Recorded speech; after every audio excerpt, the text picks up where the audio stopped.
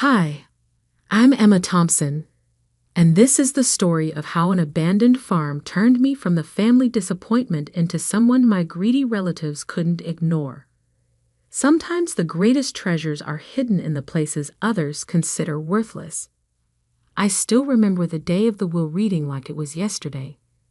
The mahogany-paneled law office felt suffocating as our family lawyer, Mr. Harrison, adjusted his glasses and began reading my parents' final wishes. The tragic car accident that took both of them had left a $50 million fortune to be divided between my sister Sarah and me. Or so I thought. To our beloved daughter Sarah, Mr. Harrison read, "We leave our investment portfolio, the family mansion, and all liquid assets." Sarah's perfectly lipsticked mouth curved into a triumphant smile. To Emma, he continued, his voice softening slightly, "We leave Grandpa Thompson's old farm property in Montana." The room fell silent. Then Sarah's laughter shattered it. "A farm?" she sneered, her designer bracelet jingling as she waved dismissively. "Oh, this is perfect." Little Emma always did prefer playing in the dirt to attending charity galas. I sat there, stunned. The 200-acre farm had been abandoned for 20 years, ever since Grandpa passed away. Dad had always called it worthless, refusing to even visit it. Now it was my only inheritance. "There must be some mistake," my Aunt Patricia interjected, her face pinched with concern that wasn't for me. Richard and Margaret would never leave their daughter with just dirt. Mr. Harrison shook his head. "The will is quite clear. The farm, including all structures and contents, belongs to Emma." Sarah stood up, smoothing her channel dress. "Well, sis, enjoy your barns and chickens. I've got a portfolio to manage." She paused at the door, her smile cruel. "Don't worry, if you need a loan, I'm sure we can work something out. After all, what's family for?" I left the law office that day with a single manila envelope containing the farm's deed and keys. 20 years of dust coated everything when I arrived at the property the next day. The main house was a weathered 2-story structure that had seen better days, but it was the massive old barn that caught my attention. Grandpa Thompson had been an odd man, brilliant but eccentric. He'd made his fortune in mining engineering before retiring to this farm, where he spent his last years tinkering in that barn. Dad always said the old man had lost his mind, wasting his genius on a worthless piece of land. The barn door groaned as I pushed it open. Sunlight filtered through gaps in the wooden walls, illuminating decades of cobwebs. Old farming equipment sat rusting in corners. But something felt off about the space. The dimensions didn't quite match the exterior. I remember following Grandpa here as a child, watching him disappear for hours behind a hidden door. "Our little secret," he'd whisper, winking. After his death, no one could find that door. Dad searched briefly before declaring it another of his father's delusions. But I remembered. 3 taps on the north wall, then pushed the 4th board from the bottom. My hands trembled as I followed the long-forgotten pattern. Click. A section of wall swung inward, revealing a staircase descending into darkness. My phone's flashlight illuminated the way down to a massive underground room. What I saw inside made my heart stop. Covering the walls were detailed geological surveys, mining charts, and chemical analyses. In the center sat a sophisticated testing lab, preserved under dust covers. But it was the safe in the corner that changed everything. The combination was my birthday. Grandpa never forgot it, even in his final days. Inside, I found a leather-bound journal and a USB drive. The journal's first page read, "To Emma, the only one who ever bothered to listen." As I read through his meticulous notes, tears filled my eyes. Grandpa hadn't lost his mind. He'd made a discovery that would reshape the entire mining industry. The worthless farm sat on top of one of the largest rare earth element deposits in North America. He developed a revolutionary extraction process that was both efficient and environmentally friendly. The USB drive contained detailed patents, already filed, but never activated. Grandpa had been waiting for the right moment, and the right person, to bring his discovery to life. My hands shook as I realized what this meant. The farm wasn't worthless. It was worth billions. But I knew that if my family found out, they'd try to take it from me. Sarah would hire the best lawyers, claim I wasn't competent to handle such a discovery. I needed to move carefully, protect myself before anyone realized what Grandpa had left me.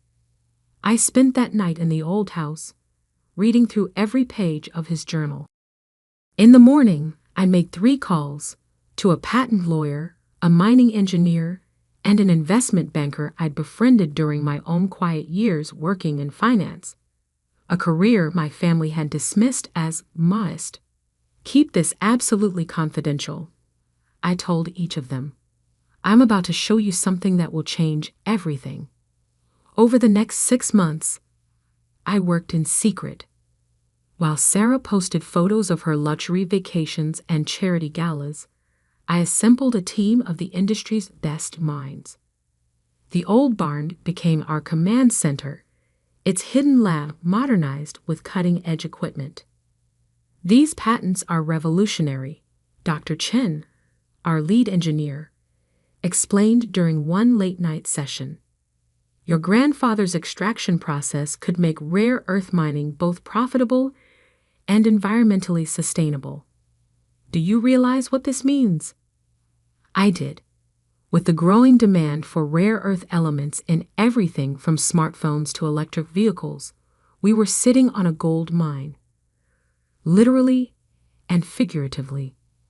We'd incorporated Thompson Sustainable Resources quietly through a series of shell companies. I used my savings from years of careful investing to fund initial operations. Every step was calculated to keep my family in the dark. Then came Sarah's wedding, a lavish affair at the family mansion. I almost didn't attend, but I knew my absence would raise questions. "Oh, Emma," Sarah exclaimed with false warmth when I arrived. "How's farming going?" Her new husband, a hedge fund manager, snickered. "It's quite educational," I replied mildly. "Actually, I've been meaning to ask, how's the tech sector of your portfolio performing?" Sarah's smile faltered slightly. "Why? Just curious. I heard rare earth element shortages are causing problems for manufacturers. Must be affecting stock prices." "I haven't checked recently," she admitted, clearly uncomfortable with her lack of knowledge. "You should look into it," I suggested, hiding my smile behind a champagne glass. The next morning, while Sarah jetted off to her honeymoon in the Maldives, we broke ground on our first extraction facility. By the time she returned 3 weeks later, Thompson Sustainable Resources had already secured contracts with 3 major tech manufacturers. The story broke in the Wall Street Journal. Revolutionary mining company disrupts rare earth market. My phone exploded with calls from family members as our company's value soared past $1 billion in its first public trading day. "Emma," Sarah's voice was shrill when she finally reached me. "Why didn't you tell us? We're family." "Are we?" I asked quietly. I thought I was just the girl who got dirt for her inheritance. The next few weeks were chaos. Sarah and Aunt Patricia tried to claim that Grandpa's patents should have been part of the family estate. Their lawyers argued that I had concealed valuable assets. But Grandpa had planned everything perfectly. His will explicitly stated that halal contents of the farm, including any intellectual property developed there, belonged to me. The hidden lab's existence proved he developed everything on the farm property. The final showdown came at an emergency family meeting called by Aunt Patricia. They all sat around the massive dining table in the mansion, the same table where they'd once mocked my modest career choices. "You have to understand," Sarah pleaded, her designer bracelets clinking nervously. "Dad would have wanted the family to share in this." I pulled out Grandpa's journal, opening to a marked page. "Dear Emma," I read aloud, "I'm leaving you this farm because you're the only one who saw its value beyond dollar signs. Your father and sister chase wealth, but you chased knowledge. That's why you'll succeed where they failed." The room fell silent. "You know what the difference is between us, Sarah?"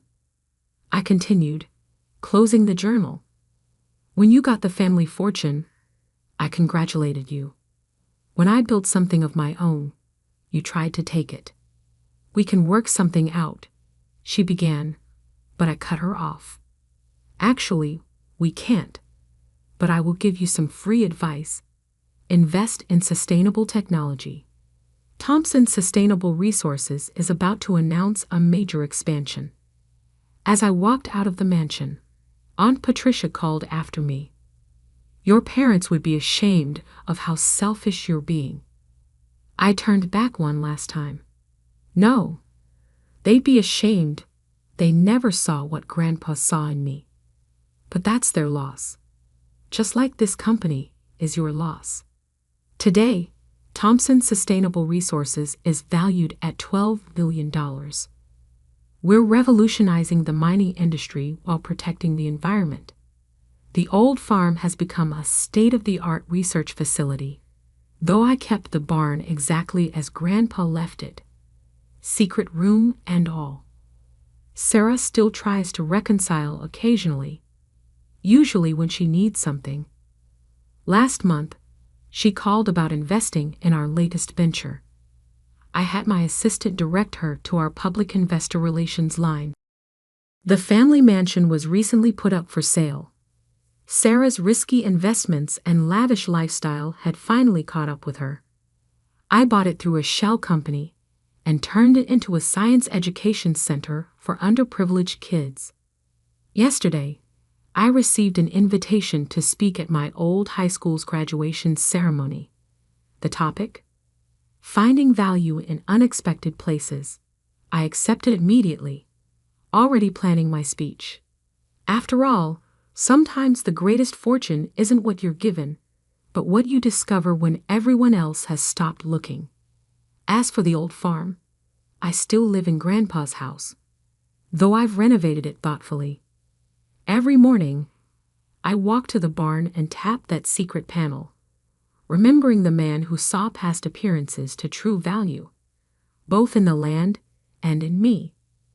They say success is the best revenge, but I've learned it's not about revenge at all.